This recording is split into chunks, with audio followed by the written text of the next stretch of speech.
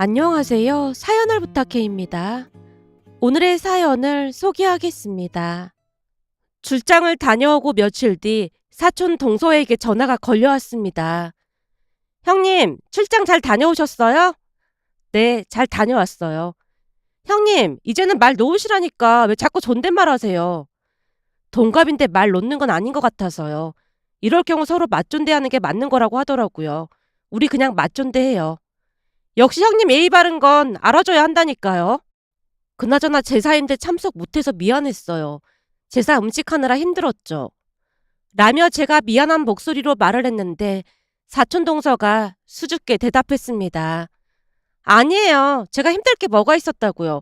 근데 그날 무슨 일이 있었는지 얘기 들었어요? 일이요? 무슨 일을 말하는 건데요? 아주버님이 형님한테 말을 안 한 모양이구나. 하긴 말을 하기 좀 그렇긴 했겠네요. 혹시 저에 대한 일인가요? 제가 웃음기 가신 목소리로 되물었는데요. 사촌동서가 당황한 목소리로 대답했습니다. 저기 그게 저는 형님이 알고 있을 줄 알고 연락드린 건데 몰랐다고 하니까 조금 당황스럽네요. 괜찮으니까 말해봐요. 무슨 일인데 그래요?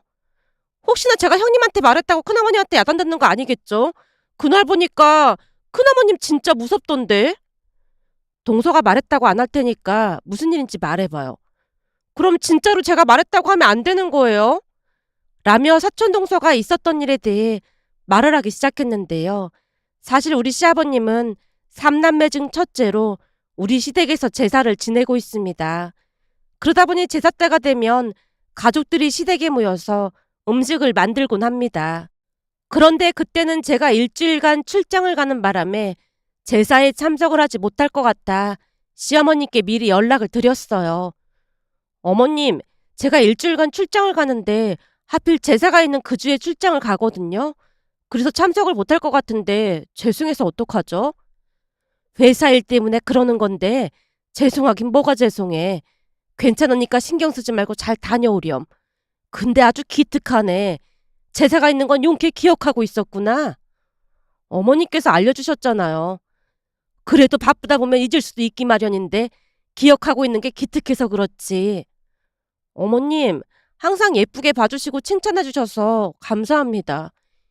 얘는 내가 칭찬은 무슨 칭찬을 했다고 그래. 지금껏 살면서 칭찬을 받아본 적이 많지 않아서 어머님이 배려해 주시고 칭찬해 주실 때마다 조금 낯설기도 하고 쑥스럽기도 한데 기분이 너무 좋아요. 우리 며느리가 얼마나 착하고 예쁜데 그런 소리를 해. 우리 딸이었으면 내가 맨날 맨날 예뻐해 줬을 텐데. 라며 시어머님이 약간은 말을 아끼는 모습이었는데요. 아무래도 제 상황을 잘 알고 계셨던지라 눈치를 보는 느낌이었다고 해야 할까요? 그날 시어머님이 제사 걱정은 하지 말라며 몇 번이나 안심시키고 전화를 끊었습니다. 그런데 전화를 끊고 난 뒤 왠지 모를 서러움이 북받쳐 올랐는데요. 우리 친정부모님은 그 흔한 칭찬 한 번을 제대로 해준 적이 없었으니까요. 그렇게 예전 일들이 머릿속을 스치고 지나갔는데요. 저는 친정가족들과 연을 끊고 살고 있습니다. 그러니까 제 결혼식 날조차도 친정가족들을 초대하지 않았으니까요. 초대하지 않았다기보다는 그들이 먼저 저를 차단했다는 말이 맞는 말인 것 같네요. 그 일은 오빠가 결혼하면서 시작이 됐습니다. 친정은 삼남매로 제 위로 오빠가 그리고 제 밑으로는 여동생이 있습니다. 여동생과 저는 별 문제가 없었던 반면 오빠는 크고 작은 문제들을 자주 일으키고 다녔는데요. 부모님이 오빠가 다니는 학교에 불려간 적이 한두 번이 아니었습니다. 오빠는 공부를 포기한 지 오래였고 부모님은 부디 졸업만 해달라고 빌어대곤 했습니다. 그렇게 오빠는 겨우겨우 고등학교를 졸업하고 집에서 놀다가 아버지 지인 소개로 작은 회사에 들어갔는데 그 회사에서 무슨 일이 있었던 것인지 어느 날 갑자기 회사를 그만두겠다고 선포했습니다. 나 더러워서 회사 못 다니겠어. 그동안 잘 다녔는데 갑자기 왜 그래? 다들 뭐 같지도 않은 회사 다니면서 대놓고 사람 차별한다니까? 차별을 한다니? 그게 무슨 말이야? 내가 고졸이라서 말귀를 못 알아듣는다나 뭐래나 그러면서 엄청 무시하고 차별한단 말이야. 살다 보면 이런 일도 있고 저런 일도 있고 그런 거야. 그러니까 조금만 더 참고 견뎌봐. 싫어. 나 열받아서 도저히 못 다니겠단 말이야. 특히나 이번에 대학 졸업한 찐따가 한 명 들어왔는데 생긴 것도 뭐같이 생겨서는 나를 완전 하대한다니까. 내가 대학이나 좋은 데 나고 그랬으면 억울하진 않지. 이건 지방대 나와서 유세란 유세는 다 부린다니까. 그렇다고 그만 둬버리면 앞으로 뭐 할 건데. 엄마가 걱정 가득한 표정으로 오빠를 바라봤는데요. 순간 오빠 입에서 생각지도 못한 말이 새어나왔습니다. 그래서 말인데 회사 그만두고 나도 대학 갈래. 뭐? 대학? 정말로 대학을 가겠다고? 사실은 지금 회사에 좋아하는 여자가 있는데 그 여자는 대학을 나왔단 말이야. 근데 내가 대학 졸업했으면 좋겠다고 하더라고. 너 회사에 사귀는 사람 있었어? 엄청 예쁘고 착하고 그래. 난 소영이가 하라는 대로 다 할 생각이란 말이야. 그리고 나중에 꼭 소영이랑 결혼할 거야. 라며 오빠가 설레이는 표정으로 말을 했는데요.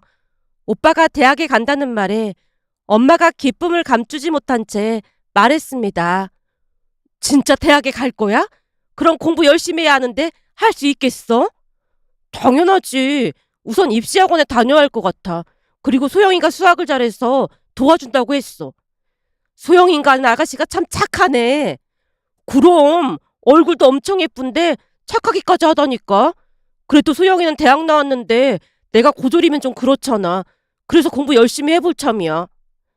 살면서 오빠 눈이 그렇게 반짝이는 것은 처음 본 것 같은데요. 오빠는 소영이라는 사람에게 푹 빠진 것 같아 보였습니다. 하지만 저는 이해를 할 수가 없었는데요. 대학까지 나온 멀쩡한 사람이 왜 우리 오빠 같은 사람을 좋아할까라는 의구심이 들 수밖에 없었거든요. 결국 오빠가 여자친구를 만나러 나가는 모습을 보다가 제가 엄마와 동생에게 말을 꺼냈어요. 근데 그 소영이라는 사람이 오빠를 좋아한다는 게 좀 이상하지 않아? 그게 무슨 말이야? 네 오빠가 어디가 어떻다고 그런 말을 해? 아니, 사실 오빠가 학벌이 좋은 것도 아니고 그렇다고 돈이 많은 것도 아닌데 오빠를 좋아한다는 게 영 이상해서 그렇지. 거기다 오빠 성격이 좋은 것도 아니고 아무리 생각해봐도 이상하잖아. 라며 제가 엄마와 동생을 번갈아가며 바라봤는데요. 엄마가 눈을 치켜뜨며 저를 나무랐습니다. 네 오빠가 키도 크고 얼굴도 잘생겼으니까 여자들이 좋아할 만하지. 뭐? 오빠가 잘생겨? 라며 제가 어이없다는 듯 웃고 있던 순간 동생이 끼어들었습니다. 언니, 나도 그게 좀 이해가 안 되긴 하는데 내 친구도 전에 집에 놀러 왔다가 오빠 얼굴 보고 잘생겼다고 하긴 하더라고. 뭐? 네 친구가? 그때 내 친구도 오빠가 키도 크고 얼굴도 남자답게 생겼다면서 몇 번이나 쳐다보더라고. 그러면서 나만 돌연변이라는 말까지 했어. 그건 또 무슨 말이야? 오빠도 얼굴이 잘생긴 편이고 언니도 키도 크고 예쁜 얼굴인데 나만 짜리몽땅하고 못생겼잖아. 하필 내 얼굴만 이 모양 이 꼴인지 모르겠어. 아무래도 나만 안 좋은 유전자를 몰빵해서 받은 것 같아. 그렇지 않고서야 어떻게 이럴 수가 있겠어? 네가 뭐가 어떻다고 그래. 내가 볼 때는 귀엽기만 하구만. 그러니까 내 말은 오빠 얼굴이 여자들이 좋아할 만한 그런 얼굴이란 말이야. 그러니 오빠 여친이 대학을 가라는 말도 하고 그랬겠지. 학교 다닐 때 그렇게 공부를 안 하더니 여친 말 듣고 대학에 간다고 하는 거 보니까 신기하긴 하네. 라며 동생이 중얼거리듯 말했는데요. 엄마가 기쁜 목소리로 주임새를 넣었습니다. 그러게 말이다. 이번 참에 정신 차리고 공부해서 대학 졸업장 따면 소원이었겠다. 엄마, 너무 기대나 하지 마. 엄마도 알다시피 그동안 오빠가 뭘 하나 제대로 끝낸 적이 없잖아. 고등학교 졸업만 하게 해달라고 한 게 불과 얼마 전인데 사람이 그렇게 쉽게 변하겠어? 넌 어쩜 말하는 뽐새가 그 모양이야. 내가 볼 땐 네가 기가 세서 네 오빠가 기를 못 펴고 살아서 그런 것 같아. 뭔 놈의 기가 그렇게도 센지 너 때문에 네 오빠가 저런 거야. 엄마, 말은 바로 해야지. 내가 기가 센 게 아니라 엄마 아버지가 허구한 날 오빠만 싸고 도니까 그 틈에서 살아남으려고 독해진 거겠지. 말이나 못하면 믿지는 않지. 암튼 오빠 공부한다고 하니까 너도 좀 도와줘. 내가 도와줄 게 뭐가 있다고 그래? 넌 공부해서 좋은 대학 갔잖아. 그러니까 네가 공부 좀 봐주고 하면 좀 좋아. 엄마, 말이 되는 소리를 해. 말이 안 될 건 또 뭐가 있어? 오빠가 참도 내 말 잘 듣겠다. 거기다 고등학교 때 공부 하나도 안 했을 텐데 내가 어떻게 도와줘. 그러니까 나한테 그런 부탁할 생각도 하지 마. 넌 어쩜 그렇게 냉정할 수가 있니? 가끔 말할 때마다 있던 정도 떨어진다니까. 암튼 난 못 도와주니까 두 번 다시 말 꺼내지도 마. 그리고 나 과외 아르바이트 하느라 지금도 눈코 뜰 새 없이 바쁘단 말이야. 누구는 엄마 아버지 도움으로 편하게 입시학원 다니면서 공부하겠지만 난 학비 벌어야 해서 무진장 바쁘거든. 라며 제가 정색한 채 딱 잘라 말했습니다. 그런데 엄마가 뜻밖의 제안을 해왔어요. 그 과외비 얼마씩 받는데 그래. 엄마가 그거보다 더 줄 테니까 네 오빠 과외 좀 해줘. 그동안은 대학 학비 보태줄 돈도 없다고 딱 잘라 말해놓고는 오빠 과외 시켜주면 돈을 주겠다고? 아무리 봐도 난 이 집 자식이 아닌 것 같아. 그렇지 않고서는 절대 이럴 수가 없거든. 얘가 오늘따라 왜 이렇게 삐딱하게 굴어? 암튼 난 오빠 과외 못 해주니까 그렇게 알아. 라며 제가 딱 잘라서 거절을 했습니다. 그도 그럴 수밖에 없었던 것이 대학에 합격을 하자마자 엄마가 제게 딱 잘라서 말을 했거든요. 우린 네가 대학 안 가고 바로 취업했으면 좋겠는데 네 담임 선생님이란 사람이 공부를 잘하니까 대학은 꼭 보내라고 해서 보내주는 거야. 그러니까 내 말은 우리가 대학 등록금은 내주겠지만 나머지는 네가 학자금 대출을 받던지 아르바이트를 하던지 알아서 다니란 말이야. 우리는 4년 내내 네 뒷바라지 못 해주니까. 라며 첫 등록금만 지원을 해줬습니다. 하지만 저는 워낙 부모님께 바라는 게 없었기에 그것도 감지덕지였다고 해야 할까요?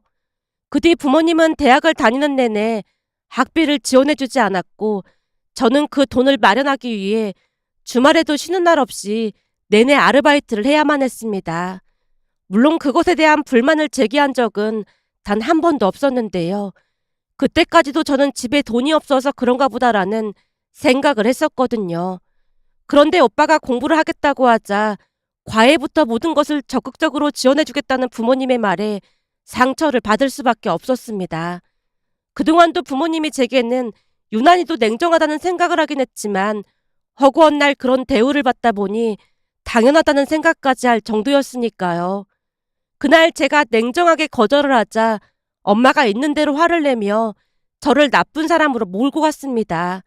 급기야는 잔뜩 성을 내며 제게 쏘아붙였어요. 이제 보니 네 오빠가 너보다 좋은 대학 갈까봐 걱정돼서 그런 거야? 예전부터 네 기가 어마어마하게 세다고 해서 우리가 기를 누리려고 엄청 노력했는데 이래서 타고난 천성은 무시 못한다고 하는 거야. 네 사주가 우리 집안에 하나도 도움이 안 되는 사주라고 하더니 딱 맞는 말이었어. 라며 엄마가 악담까지 쏟아내고 있는 모습에 그날 집을 나와서 자취하던 친구 집으로 들어갔습니다.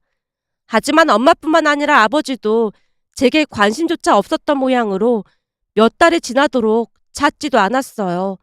다만 동생만이 걱정스레 가끔 연락을 해왔습니다. 언니, 밥은 잘 먹고 다니는 거야? 난 잘 지내니까 걱정하지 마. 근데 오빠는 공부 잘하고 있어? 혹시 벌써 포기한 건 아니지? 나도 그게 좀 신기하긴 한데 이번에는 좀 달라 보이더라고. 꽤 열심히 공부하는 것 같아. 그 소영이라는 사람이 보통 사람이 아닌가 봐.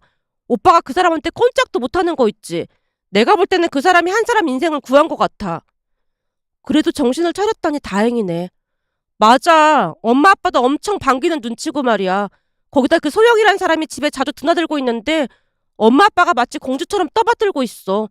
너무 과한 게 아닌가 싶기도 한데 망나니 오빠를 하루아침에 바꿔놨으니까 부모님 입장도 이해가 되긴 하더라고. 아주 공주가 따로 없다니까. 오빠 여친 올 때마다 진수성찬을 차려놓고 대기하고 있는데 참 대단하다는 생각만 든다니까. 그나저나 나 돈 가진 것 좀 있으니까 혹시 급하면 연락하라고 전화했어. 엄마 아빠가 언니한테는 유난히 독하게 구는 것 같아서 나도 마음이 아프고 그래. 그나마 동생이라도 제 마음을 알아줬다고 해야 할까요? 가족 중에 유일하게 제가 의지했던 사람이 아닌가 싶습니다. 그렇게 오빠는 여자친구 덕에 지방 대학에 합격을 했고 어느 날은 동생이 새로운 소식을 전해왔습니다. 언니, 오빠 이번에 대학 합격했다고 했잖아. 곧 입학식이겠네? 지금 입학식이 문제가 아니라 둘이 대학 근처에서 같이 지낼 생각인가 봐. 둘이라고 하면 소영인가 하는 그 사람 말하는 거야? 맞아. 소영 언니가 그 근처에 일자리도 구했다나 봐. 그래서 엄마가 며칠 전에 가서 방도 하나 구해주고 왔는데 오빠 여친이 일반 주택은 불편해서 싫다고 펄쩍펄쩍 뛰어서 20평대 아파트로 얻어주고 왔다더라고. 20평대 아파트?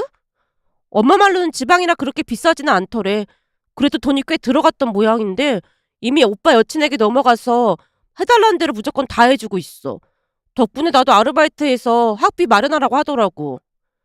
망나니 오빠를 그렇게 만들어줬는데 그 심정이 이해가 되긴 해. 라며 제가 대수롭지 않게 대답을 했는데 동생이 걱정스레 대답했어요. 근데 엄마 아빠가 너무 심한 게 아닌가 싶어서 좀 걱정이 돼. 뭐가 걱정이 되는데? 처음에는 엄마가 집에 초대해서 맛있는 거 해주고 그러면 막 고마워했거든? 엄마가 진수성찬을 차려놓고 대접하고 했으니까. 근데 가면 갈수록 거만하게 행동하는 것 같기도 하고 집안에 상전이 따로 없다니까. 라며 동생이 불만을 토로했습니다. 하지만 제가 상관할 일이 아니었기에 저는 상관조차 하지 않고 있었어요.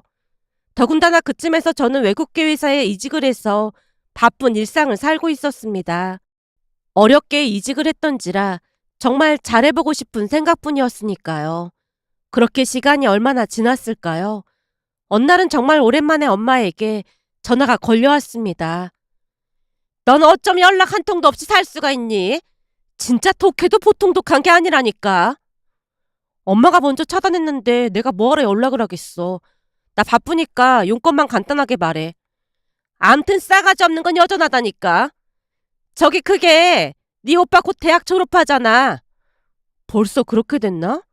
암튼 네 오빠 대학 졸업하고 바로 결혼할 거니까 앞으로는 집에 좀 오고 그래. 오빠 결혼하는 거랑 내가 집에 가는 거랑 뭔 상관인데?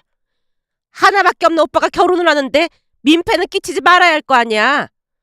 내가 민폐 끼친 게 뭐가 있다고 그래. 가족끼리 이렇게 연 끊고 살면 네 새언니 집에서 뭐라고 하겠어. 그 집 사람들 입에 오르내려봐야 좋을 거 하나도 없으니까 그냥 평범한 가족인 척 하란 말이야. 라고 말하던 엄마 목소리가 조금은 느그러져 있었는데요. 아무래도 아쉬운 소리를 해야 하니 눈치를 보고 있는 듯해 보였습니다. 그 모습에 실수가 새어나왔지만 꾹 참으며 대답했어요. 엄마가 봐도 우리 가족이 평범한 가족은 아닌 것 같긴 하나 보네. 암튼 시비 걸지 말고 다음 주 주말에 다 같이 식사하기로 했으니까 집에 한번 와봐. 너도 새언니 얼굴은 봐야 할 거 아니야. 나 바빠서 안 되니까 그런 줄 알아. 너 자꾸 이럴 거야? 그러다 네 오빠 결혼 엎어지기라도 하면 그때는 다 네 책임이니까 알아서 해. 라며 엄마가 으름장을 놓다가 전화를 끊었습니다. 그 뒤 많은 생각을 하다가 동생과 상의를 했는데 동생도 결혼식까지만 얼굴을 비추라고 조언을 해줬어요. 결국 얼마 뒤 엄마가 말한 날짜에 집에 갔는데요. 그날 집에 들어가자마자 집안 공기가 조금 이상해진 것이 느껴졌다고 해야 할까요? 가족들이 하나같이 예비 새언니 눈치를 보며 어쩔 줄을 몰라 하고 있었거든요. 그 모습이 조금은 낯설어서 제가 쭈뼛거리며 인사를 했는데요. 어머, 큰아가씨 왔어? 라며 예비 새언니가 보자마자 반말을 했습니다. 사실 저와 동갑이라는 말을 동생에게 먼저 들었기에 당황스러웠다는 말이 맞는 표현일 것 같습니다. 제가 어리둥절한 표정으로 예비 새언니를 빤히 바라보고 있자 예비 새언니가 다시 말을 이어갔습니다. 왜? 혹시 내가 반말해서 기분 나쁜 건가? 그치만 내가 손윗사람이니까 당연히 반말하는 게 맞는 거잖아. 괜찮지? 라는 말에 별 대꾸도 하지 않고 자리에 앉았는데요. 예비 새언니가 제 옆에 앉아서 자기가 오빠를 얼마나 변화시켰는지에 대해 계속해서 떠들어대고 있었습니다. 아가씨도 알다시피 저 사람 전에는 완전 구제불능이었잖아. 근데 이제는 사람 됐다니까. 거기다 진짜 길이 잘 들여져서 말을 얼마나 잘 듣는지 모른다니까. 한번 볼래? 자기야, 가서 물 한 잔만 가져다 줄래? 오, 알았어. 오빠가 자리에서 벌떡 일어나서 물을 가져다 줬고 예비 새언니가 입가에 미소를 머금은 채 다시 입을 열었어요. 봐, 내 말이 맞지? 이래서 남자는 길들이기 나름이라니까. 이렇게 다루기 쉬운데 그동안 가족들 모두 저 사람한테 꼼짝도 못했다며? 예비 새언니가 제게 물었지만 제가 들은 척 만척 했는데요. 저와는 결이 맞지 않는 사람임에 들림이 없어 보였으니까요. 제가 별다른 대꾸를 하지 않자 예비 새언니가 기분이 상한 듯 다시 말을 꺼냈어요. 근데 큰아가씨는 둘째 아가씨랑 다르게 얼굴도 예쁘고 키도 크네.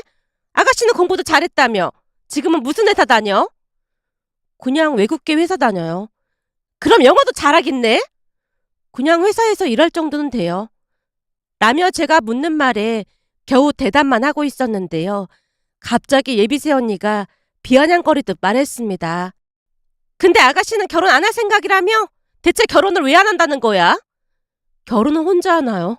좋은 사람이 있어야 하는 거죠. 얼굴도 예쁘고 직업도 좋은데 결혼 못하는가 보니까 성격이 아주 지랄맞은가 보다. 그지? 순간 사람은 끼리끼리 만난다는 것을 확신할 수 있었는데요. 예비 새언니와 오빠는 결이 많이 닮아 있었거든요. 그런 사람과 굳이 말다툼을 하고 싶지 않아서 조용히 있다가 집에 돌아왔는데 오자마자 동생이 전화를 걸어왔습니다. 언니, 오늘 기분 많이 나빴지?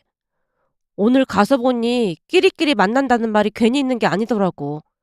나도 그런 생각 하긴 했는데 암튼 너무 기분 나빠하지 마. 나한텐 더 심하게 할 때도 많으니까. 혹시라도 힘들면 언니 집에서 지내도 되니까 언제든지 연락해. 제 말에 동생이 미안한 듯 대답을 했습니다. 그렇게 또다시 시간이 지나갔고 상견례를 한다며 굳이 저를 불러서 본가에 갔더니 동생이 상황 설명을 했어요. 그래도 우리 집에서 언니가 학벌도 제일 좋고 잘 나가잖아.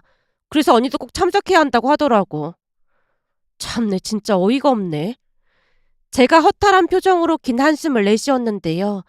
부모님이 정말 대단하다는 생각만 들었으니까요. 그 뒤 상견례는 무사히 끝났고 본가로 돌아왔는데 웬일인지 애비 새언니가 오빠를 따라 같이 들어왔습니다. 그 모습을 보며 상관하고 싶지 않아 잠시 후 집으로 가야겠다는 생각을 하고 있던 중에 엄마가 말했어요. 우리는 반찬거리 좀 사올 테니까 너는 새언니랑 여기 있어. 난 바로 집에 갈 건데. 오랜만에 온 김에 밥이나 먹고 가지. 뭐 급한 게 있다고 그래. 네 새언니 혼자 있으면 심심하니까 옆에 같이 있어줘. 현주야, 너도 여기 같이 있지 그래? 나도 뭐 살 게 있어서 금방 따라갔다 올 테니까 조금만 기다리고 있어. 라며 예비 새언니와 저만 남겨두고 가족들 모두 마트에 갔는데요. 가족들이 나가자마자 예비 새언니가 제게 물었습니다. 아가씨, 진짜 결혼 안 할 거야? 글쎄요. 좋은 사람 생기면 하겠지만 아니면 그냥 혼자 살려고요. 아가씨 혼자 살면 나중에 나이 들어서 엄청 후회한다. 생각해봐. 아가씨가 언제까지 젊겠어? 조금만 지나면 얼굴에 주름도 막 생기고 그러면서 금방 늙는다니까. 시부모님이 아가씨 때문에 걱정이 이만저만이 아니거든. 그러니까 괜히 잘난 척 하지 말고 한 살이라도 젊을 때 얼른 결혼해. 근데 그 애한테 들어보니까 아가씨 성격이 아주 지랄 맞아서 결혼이나 할 수 있을까 걱정이라고 하던데 그런 성격 받아줄 남자가 많진 않겠다. 라며 예비 새언니가 다시 제게 시비를 걸어왔습니다. 그동안은 꼭 참고만 있었지만 그날은 저도 폭발하고 말았고 예비 새언니에게 대놓고 말했어요. 언니, 그건 제가 알아서 할 문제 아닌가요? 남의 사생활에 왜 왈가왈부하는 건지 좀 이해가 안 되네요. 그거야 걱정이 되니까 하는 말인데 뭘 발끈하고 그래. 이러니까 사람들이 아가씨 성격 지랄이 맞아서 결혼 못할 것 같다고 걱정하는 거 아니야. 그럼 딩크족인 언니한테 제가 임신 왜 안 하냐고 참견하면 언니 기분은 어떨 것 같아요? 아가씨 지금 뭐라고 했어? 언니는 대체 왜 결혼하고도 자식을 안 낳겠다고 하는 거예요? 그럼 결혼을 할 이유가 없는 거 아니에요? 제가 이렇게 말하면 언니 기분도 나쁘잖아요. 근데 왜 자꾸 남의 인생에 참견을 하냔 말이에요. 라며 제가 쏘아붙이듯 말을 하자 순간 새언니 눈에 눈물이 그렁그렁해진 채 오빠 방으로 들어갔습니다. 사실 그날 상견례 때 새언니가 가족들에게 딩크족으로 살 거니까 손주 낳으라는 말 하지 말라고 몇 번이나 강조했거든요. 문득 그 말이 생각나서 저도 따져 물었던 거였고요.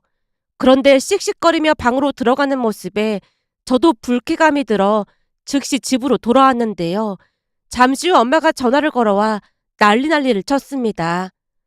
너 대체 네 새언니한테 뭐라고 한 거야? 내가 뭘 뭐라고 해. 네 새언니가 왜 울고불고 난리가 났냔 말이야. 지금 계속 구토까지 하고 난린데 네 새언니 말에 네가 자식을 왜 안 냈냐고 하면서 뭐라고 했다며. 새언니야말로 나보고 왜 결혼 안 했냐고 계속 딴지를 걸어서 그래서 나도 한마디 한 것뿐인데 지금 그것 때문에 전화해서 이 난리를 치는 거야? 얘가 미쳤네 미쳤어. 네 새언니가 왜 자식을 안 낳고 산다고 하는 줄 알기나 해? 상견례 때 딩크족으로 산다고 했잖아. 그러서겠지 뭐. 네 새언니 따님이라 그런 말 한 건데 굳이 면전에 대고 그렇게 말을 했어야 해? 따님? 내가 그걸 어떻게 알아? 나한테 그렇게 말한 적이 없는데. 따님이면 그렇다고 하면 되지. 왜 거짓말까지 한 거래? 그리고 시비는 새언니가 먼저 걸은 거니까 나한테 뭐라고 하지 마. 암튼 싸가지 없는 건 알아줘야 해. 앞으로 우린 너랑 연 끊고 살 테니까 그런 줄 알아. 어디 집안을 풍비박산을 만들어 놓고 있어. 라며 엄마가 전화를 끊어버렸는데요. 평생을 키운 저보다는 새언니 말만을 믿는 것 같아 보였습니다. 잠시 후 동생에게 전화가 걸려와서 상황을 설명했더니 기가 막히다는 듯이 말을 꺼냈어요. 내가 그럴 줄 알았다니까. 새언니가 가족들한테 언니를 완전 역적으로 만들어놨어. 언니가 눈을 희번덕거리면서 막 칠 것 같지. 왜 딩크족으로 사냐고 그랬다면서 무서워서 덜덜 떨렸다고 그러더라니까. 그게 말이나 되는 소리야? 그걸 엄마 아버지가 믿었단 말이야? 당연하지. 언니 보고 인간도 아니라고 하면서 영 끊고 산다고 난리도 아니야. 지금 통화 오래 못하니까 내가 다시 전화할게. 라며 동생이 전화를 끊었는데요. 그 뒤 저는 오빠 결혼식에 초대도 받지 못했습니다. 물론 그건 별로 상관하지 않았는데요. 그 뒤 부모님과 오빠 부부는 제 전화번호를 차단까지 해버린 채 아예 연을 끊고 살았습니다. 부모님은 제 말보다는 새언니의 말을 철석같이 믿었으니까요. 그렇게 몇 년이 지나 제게도 좋은 인연이 찾아왔고 제 결혼식의 친정가족은 동생만 참석을 했습니다. 그러다 보니 남편 친척 중에 수군대는 분들도 있었어요. 물론 그럴 때마다 시어머님이 대노한 채 입단속을 시켰지만 특히나 작은어머님이 눈치를 봐가면서 친정 가족들과 왜 연을 끊었냐며 끈질기게 캐물었습니다. 그럴 때마다 제가 그냥 대답을 회피했는데요. 좋은 일도 아니었기에 굳이 구구절절 설명을 하고 싶지도 않았으니까요. 그런데 역시나 그날 사촌 동서가 그 이야기를 꺼냈습니다. 제가 웬만하면 가만히 있으려고 했거든요. 근데 제삿날 너무 놀라서 궁금하기도 하고 그래서요. 무슨 일인데 그래요? 사실은 형님도 아시다시피 우리 어머님이 말을 좀 함부로 하시잖아요. 라며 말을 이어갔습니다. 사촌 동서의 말에 의하면 그날 작은어머님이 우리 시어머님에게 대놓고 물었다네요. 형님, 민혁이 처말이에요. 물어봐도 영 말을 안 해주던데 대체 친정이랑 왜 연을 끊고 사는 거래요? 동서는 남의 집안일에 왜 그렇게 궁금한 거야? 우리 며느리가 말하기 싫다고 하면 그냥 그러려니 하면 되는 거잖아. 그러니까 더 궁금해서 그렇죠. 생각해보세요. 친정 부모랑 연 끊고 살 정도면 독해도 보통 독한 게 아니잖아요. 그러게 민혁이 결혼시킬 때 제가 다시 생각해보라고 몇 번이나 말했잖아요. 저렇게 독한데 언제든지 시부모랑도 연 끊고 살지 않겠어요? 나이를 먹는다고 다 어른이 되는 게 아니라고 하던데 동서는 진짜 언제 철들려고 그래? 며느리 앞에서 창피하지도 않아? 내가 무슨 못할 말 했어요? 얼마나 독하면 친정 부모랑 연 끊고 아무렇지도 않게 살 수가 있겠냔 말이에요. 형님이 착해서 지금 깜빡 속고 있는 거예요. 걔 눈이 표독스러운 게 볼 때마다 소름이 끼친다니까요. 아마 지금도 출장 간다고 거짓말한 게 분명하다니까요. 작은어머님이 소름 끼친다는 듯 온몸을 부르르 떨고 있자 시어머님이 눈을 부릅뜬 채 작은어머님께 소리쳤다네요. 내가 그만하라고 했어 안 했어? 그 나이 먹도록 사람 보는 눈이 그렇게 없으니까 맨날 사기나 당하고 살지. 자네야말로 개돈 부은 거 날려먹은 게 어디 한두 번이야? 그리고 나한테 빌려간 돈 내일까지 당장 갚아. 경고하는데 앞으로 우리 며느리에게 한 번만 더 꺼내면 내가 그놈의 주둥아리를 가만 안 놔둘 참이니까 그런 줄 알아. 라며 시어머님이 큰 소리를 치자 작은아버님이 깜짝 놀라서 물었다네요. 형수님, 이게 다 무슨 소리예요? 이 사람이 형수님한테 또 돈 빌렸어요? 여보, 그게 아니라 당신은 입 다물고 조용히 있어. 형수님, 이 사람이 또 돈 빌렸죠?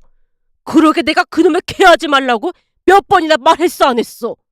라며 작은아버님께서 작은어머님 손을 잡아 끌고는 집으로 돌아갔다네요. 한참 동안 말하던 사촌동서가 다시 입을 뗐습니다.